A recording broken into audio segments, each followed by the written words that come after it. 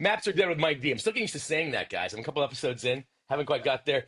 I am incredibly excited to have a very old friend. Part of doing this podcast has been able to reconnect with people I haven't seen in a long time. Barb Roose. Barb, you and I worked together back in 2013, 14, 15. I mean, way back, right? Like It may have been way back for you, Mike. It's not way back for me. It was only a few years ago, friend. Only a few years only a ago. few years ago, completely. Barb is, you are an author, a speaker, a podcaster, an agent. You've worked in places of faith, you've worked in places of business. You really challenge women to step into their relationship with God and adventure and purpose. And so I was really excited when you said yes to be able to have this conversation. This isn't necessarily a podcast about faith, but it is about learning to navigate your life in transition, and faith and understanding yourself is key to that. And you have been like an advocate of that for as long as I've known you. So thank you for being willing to spend the next 45 minutes with me. Well, you have played a formative role in establishing a framework or a foundation for some of the changes that I've experienced over the last 12, 13 years. You've played a significant role in that journey. So it's fun to revisit that, but also to be able to talk through kind of how that's actually looked like in real time.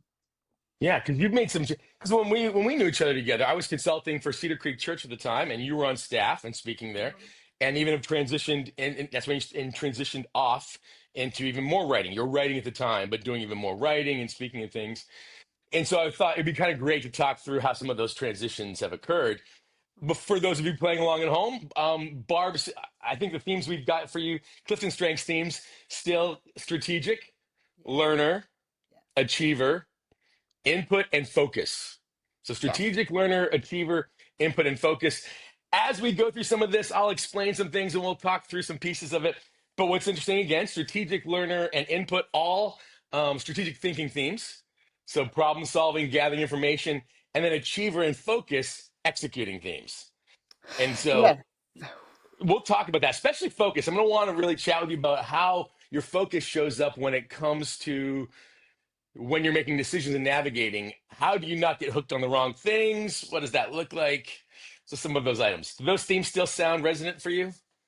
They do. I've always oh goodness, years ago we did a management team meeting. You did it, and you did your whole magic mic thing when you went around the room, and it's a different kind of magic mic, friends. It's a different thing, It's but it just a little works. different. It's a But party trick. that thing you do, we had all of our strengths finders, our top five on these Yep. giant post-it notes on the wall. You go around the room and you kind of give the summary. And what has stuck with me, you said, Barb, you are like MacGyver. You jump into a situation, you look around, and basically with a broken pen and duct tape, you put together a plan and you get going. And Yep. you may not take everybody with you. Yeah, that's about that's I would say that about that the profile.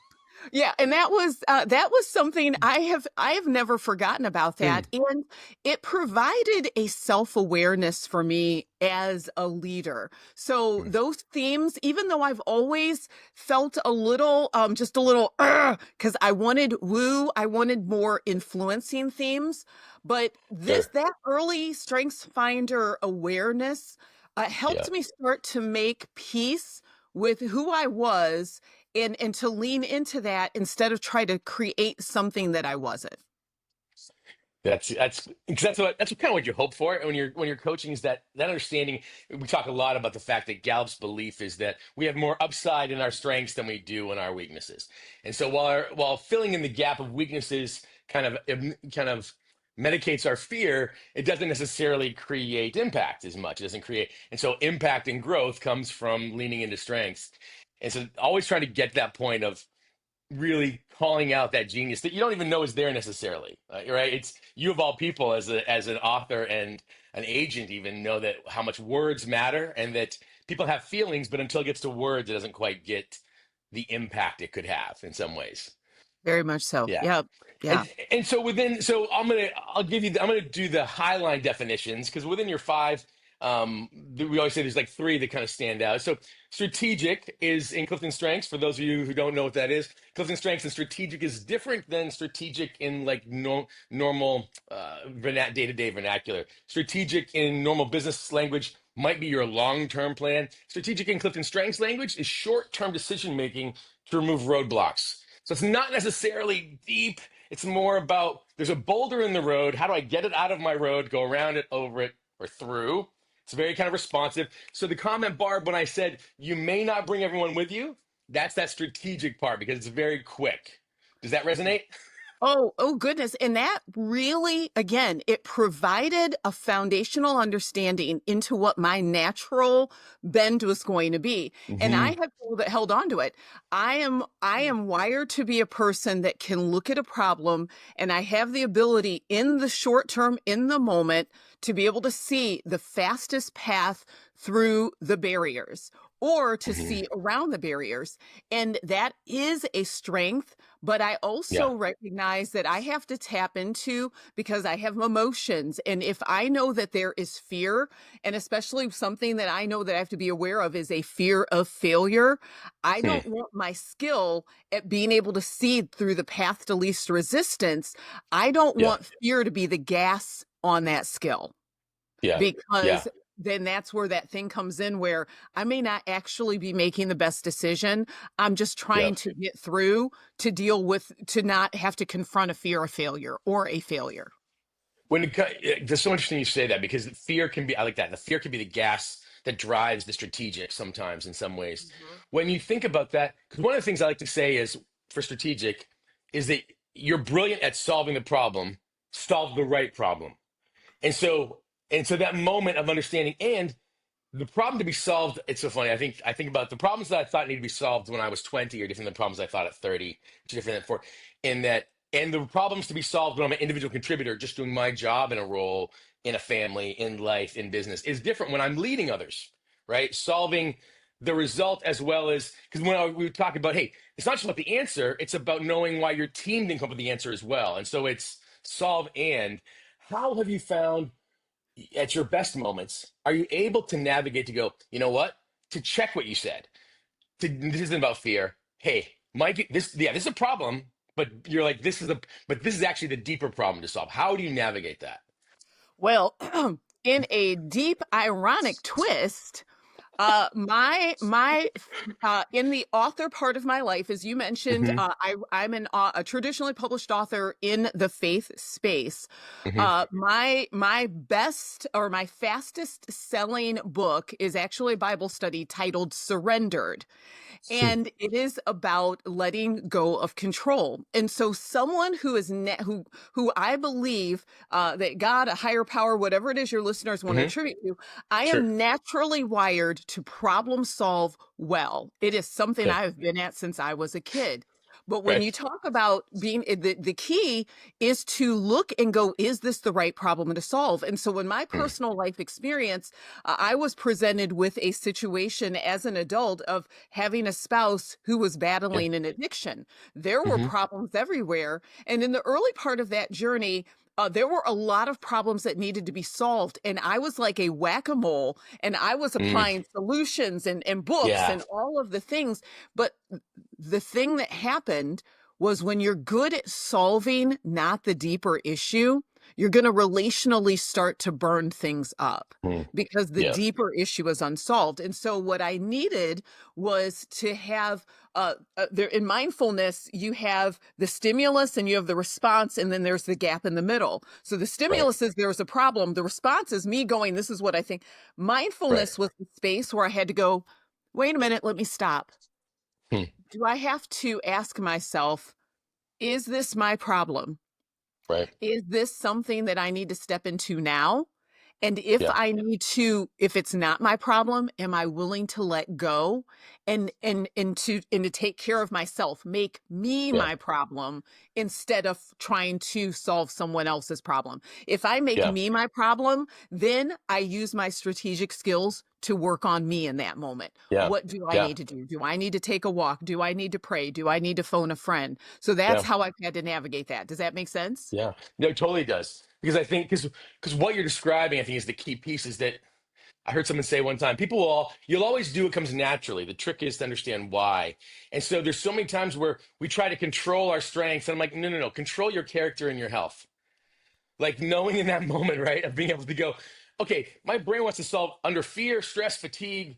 I need to, or like I'm too insular. So, like you said, I need to talk to my friend. I need to pray. I need to meditate. I need to be mindful. Is that instead of just running to the problem, going, wait, wait, wait, wait, wait. I'm a talented, healthy individual who has skills and abilities. I should be healthy in wielding them, Yes. right? And finding in that space instead of instead of turning all my responsiveness, because again, strategic and people who also have strategic activator ideation, for those of you out there who have other themes, you're going to find your brain is very responsive externally, and it can default into that. Maturity and getting better with our strengths is learning how to be able to be like, well, actually, I am going to temper that with, am I responsive to the state of myself before I wield those tools That's in some ways? so, so good. Because without that, then we've got everybody running around with hammers that are the name of their top strength. And so when Yeah, you only got a hammer, you're going to use it on everything and everyone. 100%. And that was a state that I was in because I Hmm. was a good problem solver all over Yeah, my life. And I was a person who was a kind problem solver. So it yeah. wasn't as if I was this maniacal, crazy person trying to make people miserable, but it was what you said. Your strengths, like that's just who you are, but to control Yeah. your character and your behavior, that was the learning gap that I Mm. needed, the journey I had to take. Yeah, because one of the things that comes up with strategic sometimes is the analogy of strategic always knows which lane of traffic is moving faster. And so they Yes, can we do. instinctively they change the lane, right? They know they see there's gonna be a hole. You guys say things like there's gonna be, I'm like, gonna be a hole. What are you talking about? You can see the capping of the brakes ahead. I honestly, it is a visual thing in my mind. When I am listening to someone or when I'm on the highway Uh-huh. driving, my brain turns into this little robotic calculator thing. And in my mind, I'm watching all of the patterns and I can Mm-hmm. see the path. And I do that in conversations. And that Yeah. is a positive, but it is also a negative. Yeah, because sometimes people strategic say, I always know which lane of traffic's moving faster, so I know how to change lanes. But we'll forget sometimes I should just get off the highway. Ooh, say that. Say Right? that. That's that whole thing. Is that there's moments where you're like, wait a minute. If somebody had told me the reason for this backup is no amount of lane changing, it's actually not worth it. It would be faster to get off the highway. And so even as you're talking about that situation, being, in your marriage, in your life, we people can whatever they're facing when it comes to transition, strategic just run amok ends up going, I can solve it, I can solve it, I can solve it, and realize the actual solve is to not solve this problem and go find the right problems to solve. So back to real life. So Real I've life. been single again for Yeah. I think I'm going into year number 6. And Okay. being strategic, Yeah. I was married for 26 years. And after about a year, I was like, well, let me just date. I was Hmm. married my whole adult life. So Yeah. when you're strategic, you approach the dating apps and I go, what is the fastest way to success? I did all of the research. I looked at all of the things and Shazam, there I was on the dating app with the right pictures, with the right profile, got Yep. dates, no problem. Got dates, dates upon dates, Yeah. so many dates, and still single, and still single. And so the part of me, the conversations that I had for a long time were, we don't have any problems getting dates. We don't have any problem. We have great times on dates.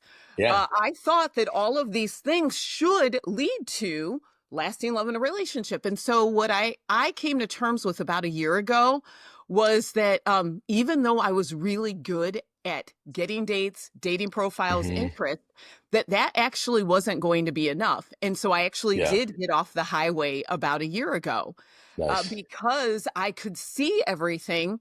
And Yeah. I just got off the highway and I just realized and went, there's just something else there. And so no Hmm. matter how good and gifted and skilled and strategic, Right. sometimes there's something else beyond that. Yeah. And knowing how to, yeah. And finding, and then that's it. That's the thing of learning. I have to say to people, confidence, confidence isn't created, it's remembered. And it's Say this that again. idea. Say that again. Confidence isn't created, it's remembered. And so Mm. reminding yourself that you wait, oh wait, I have in the past, I can trust myself that I can get off the highway. Could be like, oh, but Barb, you've got to be on all the apps right now. You might go back to the apps someday, who knows? But right now, why would I keep trying to use the same tool to solve a problem that's not being solved? And so being able to say, wait a minute, having confidence in yourself and going, I can trust myself to make these choices. I can trust myself to go, yep, there are times when changing lanes is the right thing to do, picking the part of traffic. But I have in my life, looking back, I have major moments where I knew I needed to get off the highway, and that serves me well. Having that confidence to look back at your best moments and go, yep, I can apply that now. I think people think strengths navigation is about using your strengths, like Clifton Strengths words, when in reality it's about remembering the moments when you felt strong and Oh, using that that's well, good. That's you good. know? And that really has, I think, played out for me. Mm. Again, Strengths Finders was a great foundational space for me to understand what I'm good at, and particularly for if your audience, there are women out there who are leaders, or Yeah, perhaps you're a person of color, that there aren't as many. There's not as many voices, especially in right, higher spaces, that are naturally going, "Hey, you got this. You can do this," right. or even experiences. I was Yep, thankful that I've had a good number of experiences where I've been able to get some wins and where I have been yeah, affirmed in the space of being in the dating market in sure, midlife. It is right. wild. And so, I know. I know. right? And so Right. there was some, Wow.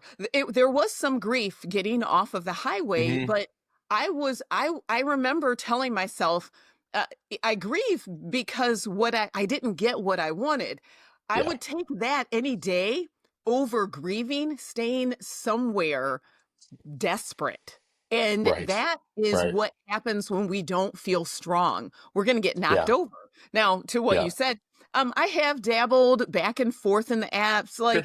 but I don't have being successful as a relationship the goal anymore. I just Hmm. sometimes I just want to go out on a date and meet Yeah. somebody new. Yeah. That's it. Yeah. That's it. And that feels strategic to me for where I'm Yeah. at. In the short term, that's what I need right now, Yeah. and I'm not worried about anything else. Yeah. And that responsive part of your brain to give yourself that space to go, you know what? Am I, because I think what you're saying is clear, is that keeping the goal of why I need to be strategic in front of you. And so when your goal is like, oh, wait, this is not, it's about when you went to the higher goal of, oh, wait, my new goal is not necessarily I I have to be in love. I have to be in that space. It would be nice. But hey, for this season, I'm okay with my goal being healthy, present. And if a relationship comes that way, great. And if I'm interested in meeting someone now, I can. But my Right. goal is not to necessarily win at that. When you think of like what's interesting, so because strategic is problems is decision making to remove roadblocks and keep things moving. Learner is intellectual adventurous. I would like to say people who learn they're unafraid of that which they don't know. They don't necessarily need to be experts at things. And Mhm. usually, especially with achiever, I call it think action based thinking. You're trying to do something and you're like, oh, I can educate myself on that. I can learn how to do that.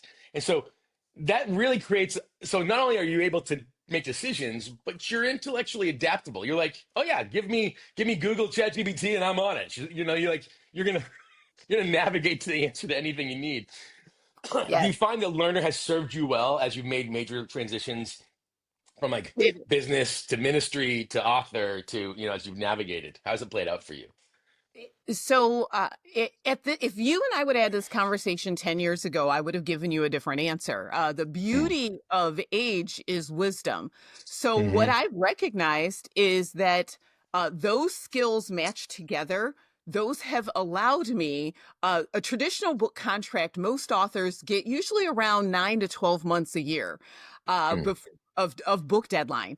I had I basically had to write books in 12 weeks. I would have contracts where I would sign the contract and that book would actually be released on the market in less than a year. I've Wow. had two separate sets of times where I've written three traditionally Hmm. published books in 1 year. And I Oh don't my gosh. recommend that for people, And that's but unheard of. That's not typical. They won't want to do that usually. That's amazing. Well, it is and it isn't. So on the flip side, on the raw side of it all, I Yeah. know that I am a fast processor. I research Hmm. well. I can do things. But what has been necessary is for every action, there has to be an equal and opposite reaction. I also have to prioritize this ancient spiritual wisdom of Hmm. having an absolute day off where my brain Right. goes Rest. Yeah. on complete shutdown. And so Mm. every week, my brain has to go on shutdown because that learner, Yeah. achiever, strategic part of me, it always wants Yeah. to go. It's game, but Hmm. I cannot allow it to be game all of the time. And especially with, yeah, with Achiever, because I'll throw that in here too. One of the things Achiever says is every day starts at zero. And so no Yes, matter what you accomplished the day before, when you wake up in the morning, all previous days' accomplishments have been wiped away. Does that sound right. right? Right. It does. Yeah. And so Yeah. people often say, well, can't you just stop? And so it's interesting because you just talked about rest. When a lot of achiever strategic will say, yeah, rest is the struggle. And people say, well, just stop. But I have found in my experience in 20 years of doing this is that stopping is not restful for achiever. It is usually active distraction, meaning It- it- activity in something else. Have you found that to be true for you when it comes to refilling your own tank to navigate these things? So it distraction, it all depends on how we want to do it. I have the combination of my life experiences, so Hmm. how I'm wired, the struggle, the addiction struggle that I went through with my marriage, Hmm. and so there was this kind of this journey of having to learn how to let go of control, and Right. then the intentional practice of rest. So for me, what is restful is actually been a habit of teaching my mind to Hmm. be very content with nothing going through it. Hmm. That's how I rest. It is me Wow. sitting and being happy, literally staring at a wall, and I have nothing going through my mind. That is a way of life So for true me. mindfulness practice, right? I It mean, is that is, and meditation? it is delicious, Michael. It is, How did you do that? I want to it know more was about over. that because strategic achiever, that's a big deal. Like that's the holy grail of getting there without your brain. Because learner strategic, they tell me the thought of meditation makes them like their skin crawl because they're so scared of a still mind. How did you get to that place where you're like, I can still my mind to the point where nothing's going through it? Oh my gosh. So first, it took years. And when I say Mm, years, I mean years. I had a coaching client I worked with once and she's like, "There's not a chance I can do this." She's wired a lot like me. I said, "Oh, you can. It's going to take a while." So what I had her do was start sitting on a pillow in front of a candle and mm-hmm, and to turn on just acoustic music, calming mm-hmm. acoustic music, and she had to practice 1 minute at a time, breathing in and breathing out and focusing on the candle. And we did that for a few weeks. And then I said, "You're going to move to 90 seconds." And then she finally worked her way up to 5 minutes. And it's someone that I still see. And Wow. whenever she goes into a chaotic state, she's a very successful real estate agent, all the things, and she goes back to that candle. And that's a Mm, picture of how it had to happen in my life. mm, I called it Forest Gumping, and I would just walk for hours mm, in my neighborhood and I would look at the trees, I would practice breathing in and out, and I would walk until my mind settled. And I mm, just developed that habit of it. And then I would no radio in the car. I got rid of my television because I'm a mm, writer, always words. I had a chaotic family situation. So I had to put myself in an environment of quiet and I had to practice quiet. It is the most mm. amazing thing in the It's world to amazing. have That's nothing. awesome. That's so good. That's so good. Because I think, yeah, because I often tell people, it's so interesting you've gone there because I'll tell people I had a couple Olympic athletes that I worked with for USA Triathlon, in the Olympic development program, and they have one of them specifically has strategic and ideation, which is very similar to strategic and input. And so we would talk about during racing, he would have a plan, but he would get very distracted, right? He'd get distracted he'd react to other people. And so one of the things I used to say is I said, listen, I can't ask your brain not to be your brain. I can't ask your brain not to react. I can ask you to limit what it is you let into your brain. And so that became the action. So for people out there with strategic achiever, strategic ideation, thinking themes, activator, things like that as well. Activator falls into other ones, but it's very similar to reactive. Is that what you're describing is the holy grail of being able to go, I have enough control to know how to put the blinder on to let my brain rest because it won't if I don't. And it's literally not a matter of controlling your mind, it's a matter of controlling the input. And being willing to let things not into your life. There are a lot of Hmm. experiences. There's a lot of Sure. things that people know that I don't know, Yeah. but because I understand who I am and why I'm here, I have a Yeah. responsibility to that. So Yeah. for all of the cool kid things that I may be missing, what is required of my life and where I'm at, my job as a speaker, my job as an author, my job as a literary agent, my job as a human being to be healthy and engaged and present with my family, then Yeah. I got to put boundaries up somewhere. And Sure. and me being able to do that allows me then to give my mind the Yep. rest it needs. And Yep. that's what allows me to keep the life that I have. Yeah. Yeah. It's so many. Yeah. That's the because there's so many people who I meet as I'm coaching and traveling. That's is they haven't yet found out that it's protection of the treasure, right? Yes, Is that that's they a good think that the phrase. reaction is the gift. They think the reaction, you're like, no, no, no, no, no, no, no, no, no. You are the gift. You're the tree. You're gonna produce good fruit. Protect the tree. Keep it calm. Give it some boundaries. Build some, protection around that. And that's a big instead of thinking their performance is the gift. The being is the gift, right? Yeah, we are human beings. We are Yeah. not human doings. And Yeah. in worlds like yours and mine, where there is this element of we do have to be seen because Yeah. we do need to, and your clients, you've got these high profile clients. And Yeah. so there is this monster in some ways that have to be fed. Yeah. I Sure. just chose to make a decision in my life Yeah. that I was going to be content with the life that I had. Yeah. And that means that I'm not spending time, accumulated time looking around at everybody else, what everybody else is doing and wonder if Yep. I should be doing it. I'm going to Yeah. not run that race. I'm going to be Yeah. content with what's in my hand because what's in my hand is pretty good. Yeah. That's so good. Part of the conversation, the reason why we want to start this podcast is again to give people one more tool to help them navigate differently because the world has run off the map, as we say. And so there's a transition, right? We're using our strengths to navigate different transitions. And transition, William Bridges in his book, The Way of Transition, which Yep. we've talked about before a long time ago, Bridges, Yep. he would say change is guaranteed, transition is not. And transition is the mental process by which we let go of one reality and embrace a new one. Barb, I could call out in your resume, which we do in our bios, right? Barb worked in pharmaceuticals, and then Barb was in ministry and worked in churches, and Barbara now we have all these authors and titles and things. But I'm interested for me in that, Barb, you were a woman in a faith environment. You are a person of color, Mhm. right? You've gone different environments and places. I would like but your profile is, I'm gonna bluntly say, ambitious and strong, achiever and focused. It's an ambitious, driven, which I think everybody, if I love ambition, I think ambition is a beautiful thing. I think influence and making a difference and having impact matters. For you, was there a navigation at all for you when I'm like, because I'm curious about the moment when you're like, I let myself be confident and okay with the fact that I am ambitious and like to have impact and I want to do something that matters.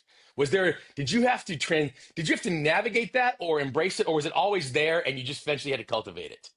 Was that something you embraced, or like, I don't know if the world's ready, but it was always there, or you're like, no, I resisted it and then I found my confidence? Was there a shift, or were you like, no, it was there. The world didn't see it, or maybe they always saw it. I don't want to put words in your mouth, but I think about all those settings, woman, color, different in these environments, where like they don't give you the keys to the car. You have to go get it yourself.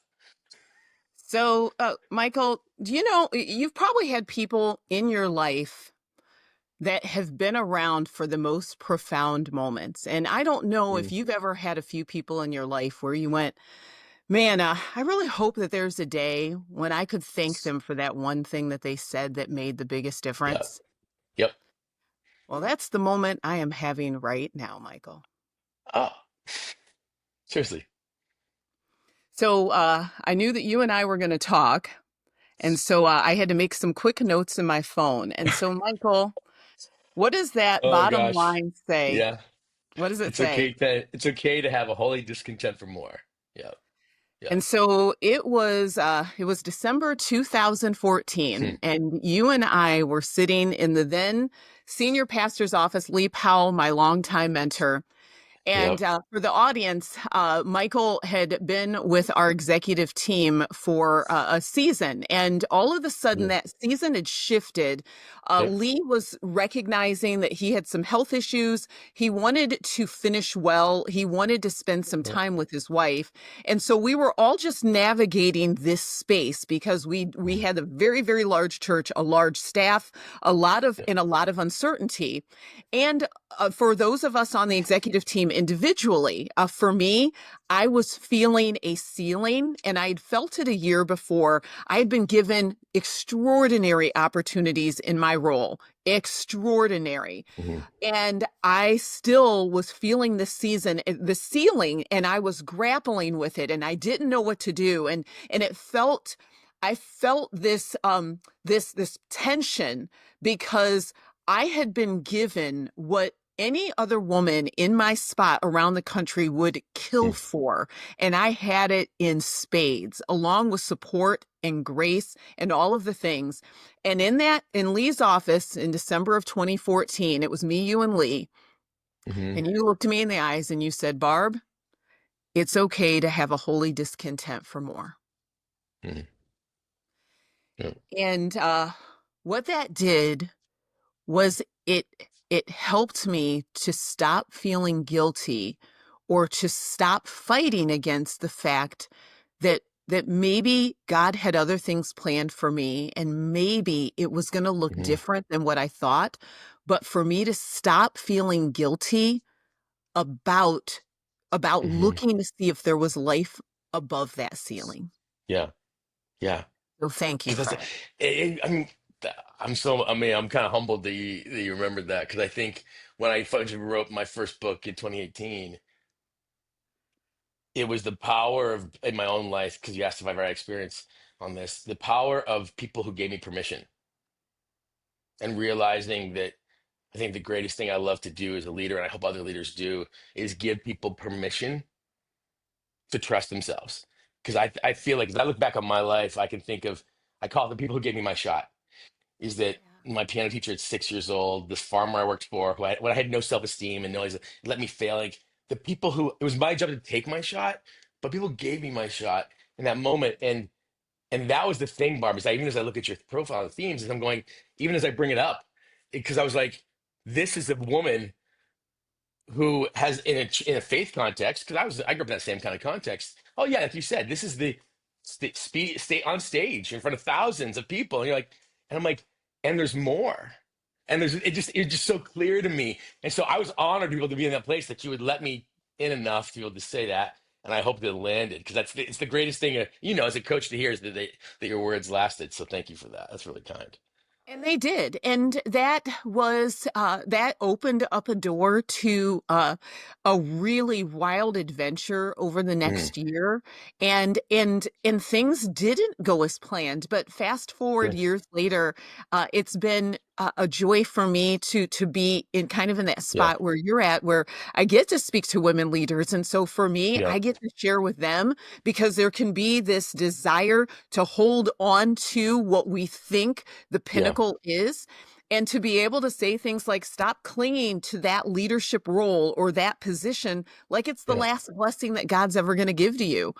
Right. I know that in my life, I've had a good career as an author. I have a pretty successful career as a speaker, but I've Mhm. also learned that it is okay to have a holy discontent for more. There Yeah. are a few more dreams that I have. I don't feel compelled right now to go after them. I'm good where I'm at, but Sure. it is okay to have a discontent for more. It doesn't mean that you're discontented with being Hmm. where you're at if your heart's posture is really there and to serve. Now, if Yeah. It's somebody kind is of in there. selfish and greedy, that's a whole other story for a whole other Move podcast. on. Right, exactly. The whole other conversation.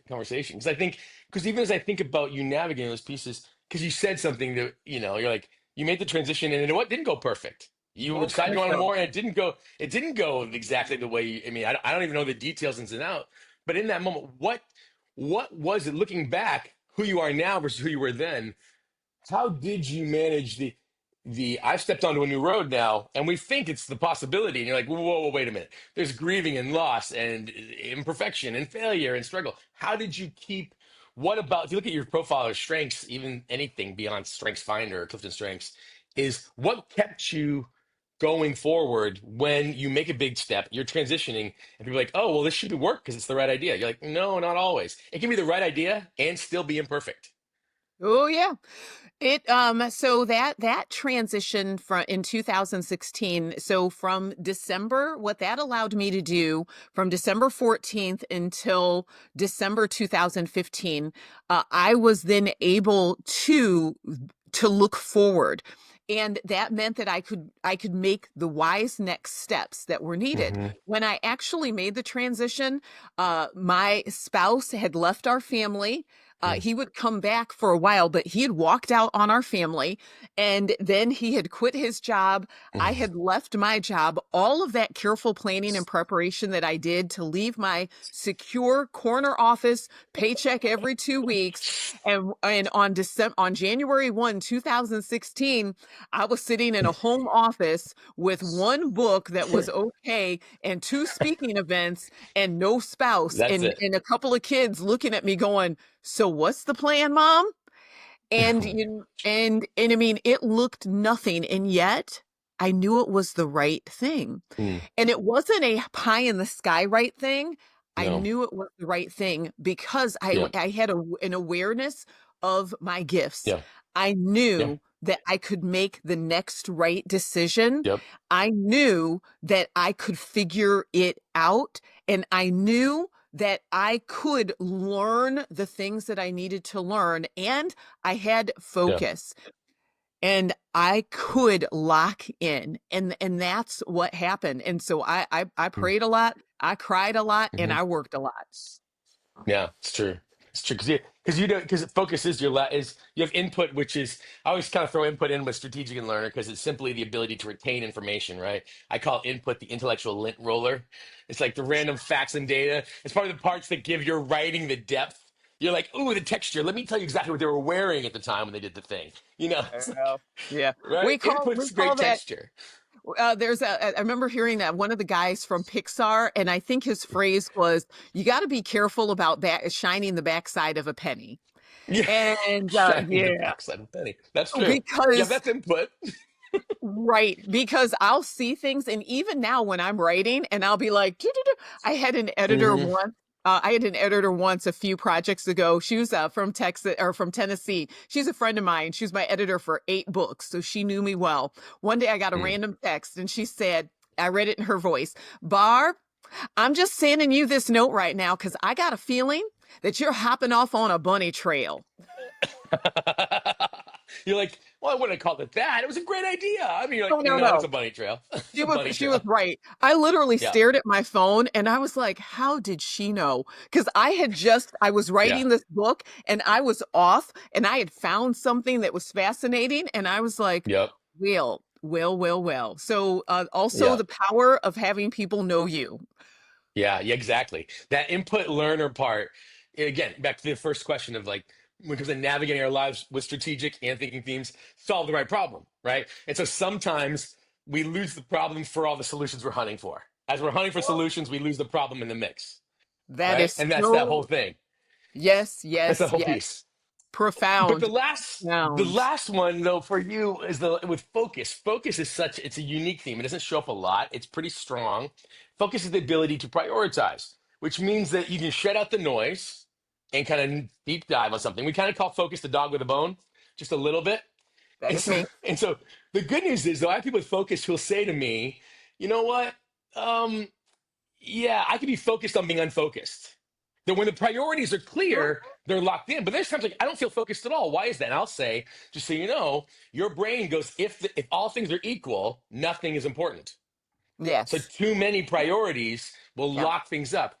how would you describe and kind of contrast for me how you feel like you set priorities now or pick the priorities now versus what you would have done in your in your late 20s, early 30s, kind of as those windows kind of play out? So Has it changed? I have a personal strategy and a Okay. professional strategy. Is that a Nice. surprise? No, gotta have options. Your strategic is backup plans for your backup plans. Oh gosh, which again is why I had to write a book about letting go of control. So, Yes. I named this strategy Okay. top 5. So this happened when I had a book contract sell and I received a contract for 2 books from one publisher. Okay. And then it was like a month later my agent called and she said, "Barb, there was a publisher who saw your book proposal. They passed on your proposal, but they want you to write a Bible study for them." And Hmm. so, in the course of less than 12 weeks, I had the possibility of 3 book contracts between 2 Yeah. publishers, and they all would be due in 1 year. And this was in the summer of 2022. And I remember just stopping and going, okay, this is an extraordinary opportunity that you could have never prayed for. Like you just would have Right. never thought, Barb, how do you do this and not wreck your whole life? Because I would still have my travel schedule. I would still have Yeah. my agent job. And so I spent about 6 weeks going, what does this look like so that you are healthy and you are engaged at the end? Hmm. So I created what I called my top 5 because I believe we all have to-do lists, but we also need to have to-don't lists. And Hmm. I needed to become really clear on what was going to be on my to-do list. And I had to accept that everything else was going to be on my to-don't list. So here was my top 5. I had to commit to a full night's sleep every night. I had to commit to moving my body every single day. And it wasn't a Hmm. workout, just moving my body. I had to Yeah. commit to maintaining healthy friendships. I had to eat well. And I had to spend time with God every day because that Yeah. is what keeps me. That was my top 5. That meant, Michael, everything else in my life stayed on the to don't list. And it wasn't that I Hmm. blew off my job. It was just that these 5 things had to happen every single day. And those were the 5 things that happened every single Hmm. day. And so at the end of that, when I turned that final 3rd book in on October 14th, 2023, I mean, I was disoriented as far Yeah. as Sure. but I was healthy and Hmm. I had good relationships and I was able to live out the message of what I had written about. I had 2 books on stress and overwhelm and 1 on prayer, and I lived those books with Hmm. integrity.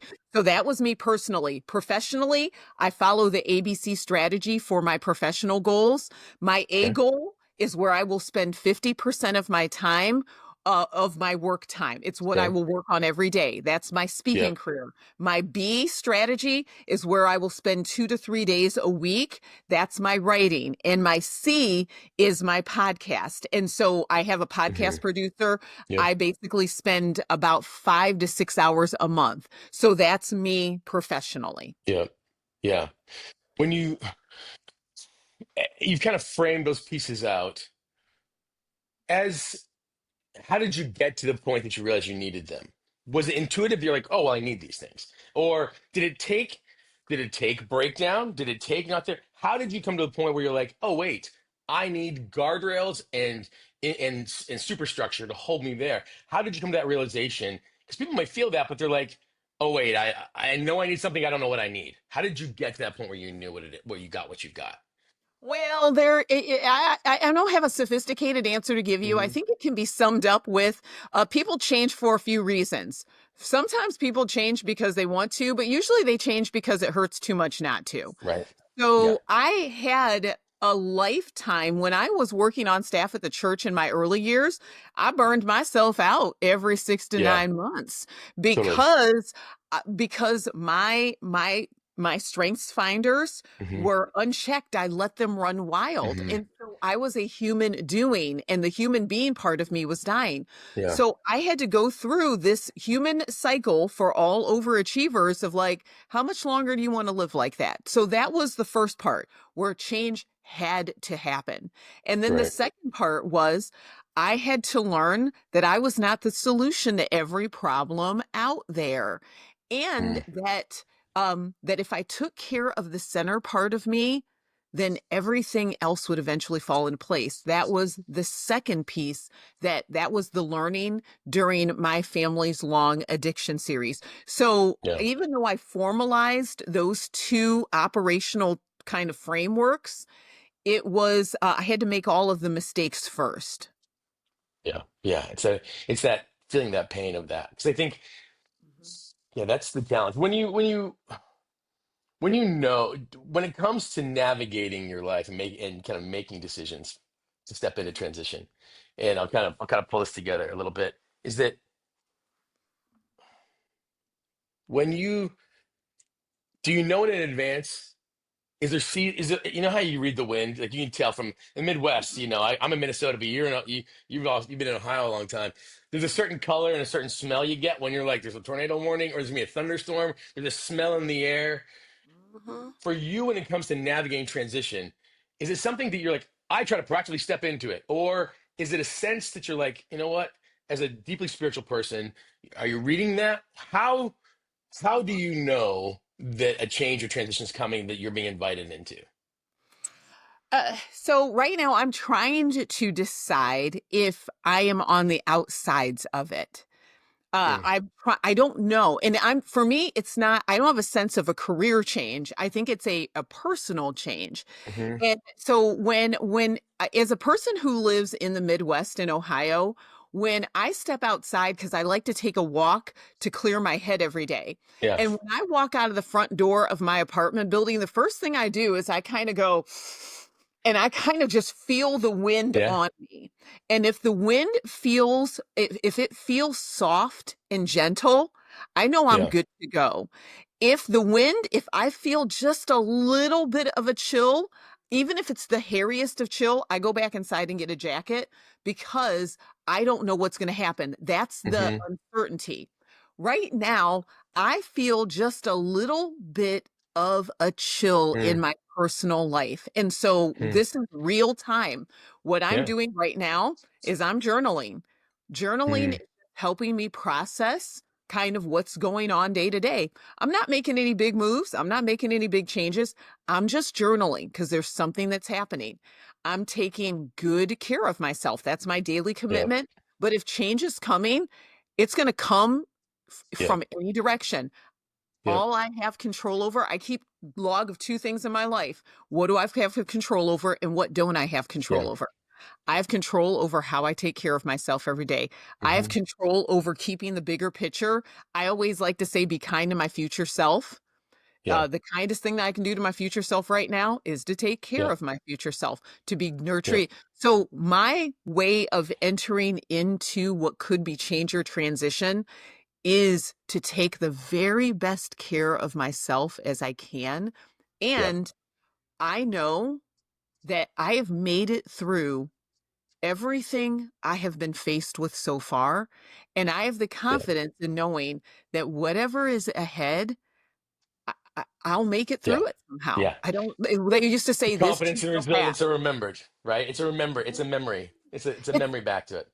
Yeah, Yeah. it's a memory back to it, and I'm human like anyone else. I don't necessarily hmm love things when you get blindsided by stuff, but you know Sure. what? That's life. That's why I'm Right. happy that I have the faith practice that I have so that it's Yeah. not all on me. But also on the flip side, I have enough agency that I can make sure Yeah. that I am the best me that I can be for today because I don't have any Yeah. control over what happens tomorrow. Yeah.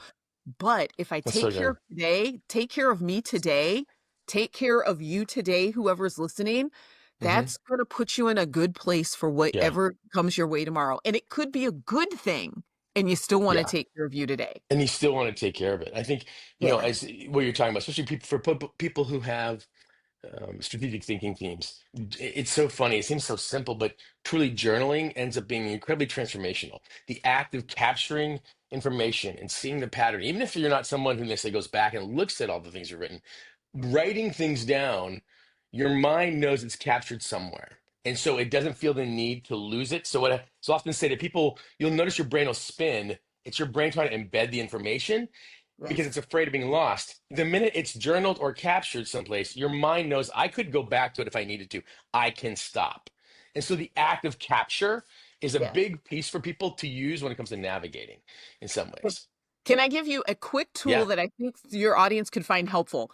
I love listening to The Moth. It's a Mm. podcast of people telling stories. Telling So stories. Matthew Dix, he was like a 34 or 35 time Story Slam winner on The Moth. Mm. He wrote a book, and I can't remember what it was, but he has something called Homework for Life. And so for everyone who is doing great things and you want to do great things and you want to grow as a person, Dix basically just says grab a journal, and every day you want to just write down a transformational moment that happened that day, Mm. whether it was an aha moment, whether it was something you thought about differently. And he said it doesn't have to be the big things. I look in my journal, and I remember one day I wrote down about how I was eating nacho chips with butter on them. I was having a tough day. And so I'm eating nacho chips with butter, and I'm That's a griping with, thing. oh yeah. Well, and I'm griping to my daughter about something that someone did annoyed me. And I was like, how could they be like that? What's wrong with it? My daughter goes, you do know you're eating nacho chips and you're spreading butter on them. And I wrote that down in my journal. I mean, I would have forgotten about that moment. Mhm. But that moment was a story that I may use one day in a book, but it was just a reminder to me about when I'm not present and aware with who I am, I'm going to start judging people around me. Mm. Mm. That was an Yeah. aha moment that I wanted to capture for myself. And so Yeah. you can Google it out there, friends. You can Google Dicks. homework for life, and it's Okay. a really valuable Yeah. self-reflection tool. Yeah, and that's really good because I think that's going to step into one last thing I wanted to ask Yeah. you about because the dark side of these, our themes are always, our Clifton Strengths themes are neutral, and so how we use them to serve and things like that. And your profile is it's so service oriented, it's Mhm. action oriented, it's like creating things for the world. One of the things though we'll spend a lot of time, my team and I, when it comes to coaching these days, is we talk about the model of how the world is built on a model. If I do have, I'll be. If I do the right thing, I'll have the right results and I'll be happy. If I do the right sit-ups, I'll have the right abs and I'll be loved and embraced. If I do the right investing, I'll have the right returns and I'll be secure. The problem is that do and have are double bets that no guarantee the doing will get you the having, and there's zero bet that the having will get you the being. And so we reorient the world going, who is it I want to be? And we start at death. We say pick a day to your death and work backwards. We're like, who do I want to be and have embodied? And then I can have that mindset of being now, and that mindset then leads to the doing, which will result in some having. But the ultimate will be we'll have grown into that being part. And so that line for you, Barb, in a world and in a natural, somebody ambitious and impactful and talented and powerful, to be able to go, I get to do those things, but I don't have to. They're expressions of my being versus their confirmation of who that I'm versus it being a I don't know who I am if I'm not. So therefore I must push, I must drive, I must do. How do you navigate the getting to versus having to when you're trying to live from a human being part, which is something you talk a lot about? For me, I think I can express it in a couple of ways. One is a favorite quote of mine, and I think because I think because it just sums up where my tensions are at. And it's a quote from a Nazi camp survivor, Corrie ten Boom. And she says, I Mm, hold everything lightly because it hurts when God pries my fingers from it. mm, mm. And it is, it can sound negative, like God is just out Yeah. to take things away. But what it is really for me, it's Yeah. just this reminder of making my life about the things I do or the things that Yeah. I think I control. And so I want to Yeah. hold all of those things lightly. And then the other facet of it is I choose to believe that in the face of life's existential questions, who will love me? Am I safe? And what will happen to me? Hmm. I choose to believe that I am deeply and greatly loved.